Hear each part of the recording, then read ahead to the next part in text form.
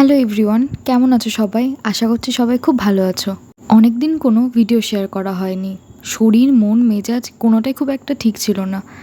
আশা করছি এবার থেকে প্রত্যেক দিনের ভিডিও প্রত্যেক দিনই পোস্ট করতে পারবো।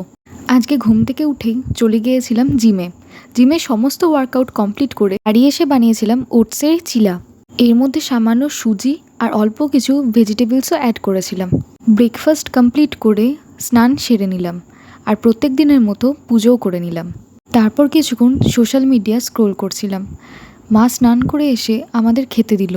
দুপুরের লাঞ্চে আজকে অনেক কিছু রান্না হয়েছিল, যেমন পেঁপে দিয়ে ডাল, নারকেল ভাজা, ইলিশ মাছ, কচুর শাক আর পাঁচ তরকারি। দুপুরে কিছুক্ষণ রেস্ট নিয়ে বিকেলে চলে গিয়েছিলাম পড়াতে। পড়িয়ে বাড়ি এসে একটু খিদে পেয়ে গেছিলো, তাই একটু স্যুপ খেয়েছিলাম। স্যুপটা একদম জঘন্য খেতে, সবটা খেতে পারিনি, বাদবাকিটা ফেলে দিয়েছিলাম। সন্ধ্যের আর কোনো ক্লিপ নেওয়া হয়নি।